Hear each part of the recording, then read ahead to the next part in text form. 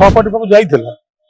କିନ୍ତୁ ସେଥିରେ ତାଙ୍କ ମାନେ ଇଏ ବି ଛୋଟ ପିଲା ସେ ବି ଛୋଟ ପିଲା ସେଭଳି କିଛି ତାଙ୍କ ଘର ଭିତରେ ମଧ୍ୟ କୌଣସି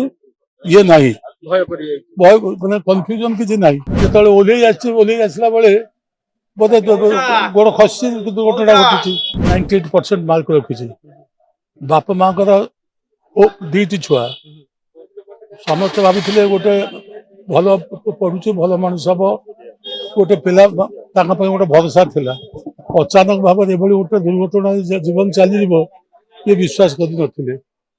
ତେଣୁ ଆପଣ ଦେଖୁଛନ୍ତି କିଭଳି ସେମାନେ ମର୍ମାହତ ଖାଲି ସେମାନେ ମର୍ମାହତ ନୁହନ୍ତି ଆମ ଅଞ୍ଚଳର ସମସ୍ତେ ଏଥିରେ ମର୍ମାହତ ଦୁଃଖିତ ଆଜି ଦେଖୁଥିବେ 20-30 ଜଣ ବିଭିନ୍ନ ମୁରବୀ ମାନେ ମଧ୍ୟ ଏଠି ଆସିକି ପହଞ୍ଚିଛନ୍ତି ଖାଲି ସମବେଦନା ଜଣାଇବା ଛଡା ଆଉ କିଛି ବାଟ ନାହିଁ ନା ନା ସେ ଜଣେ ବ୍ୟାଙ୍କ ଶୁଣନ୍ତୁ ତାର ବାପା ମା ମାନେ ଆମ ସହିତ ସମ୍ପୃକ୍ତ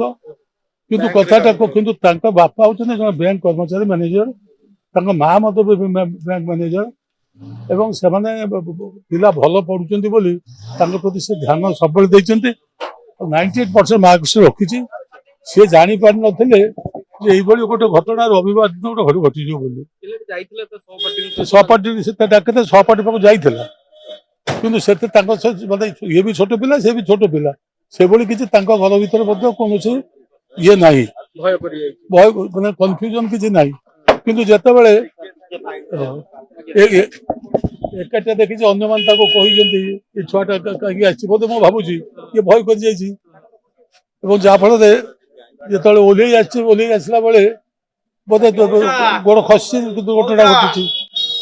ତେଣୁ ଆ ପାଇଁ ଗୋଟେ ତଦନ୍ତ ହବା ଉଚିତ ଏବଂ ଏଭଳି ଘଟଣା ସମସ୍ତଙ୍କୁ ଦୁଃଖ ଦେଇଛି ଆଉ ଆର ପ୍ରକୃତ ମୃତ୍ୟୁ କୋଉଥିପାଇଁ ହେଇଛି ଏଥିପାଇଁ ସରକାର ଆର ପ୍ରକୃତ ତଦନ୍ତ କରିବା ଉଚିତ ଏବଂ ବାପା ମାଙ୍କୁ ଆଶ୍ୱାସନା ଦେବା ଉଚିତ ଯେ ଭବିଷ୍ୟତରେ ଯେଭଳି ଏଭଳି ଘଟଣାରେ ଯେମିତି କୋଉଠି କାହା ପାଇଁ ଯେମିତି ପୁନରାବୃତ୍ତି ନ ହଉ।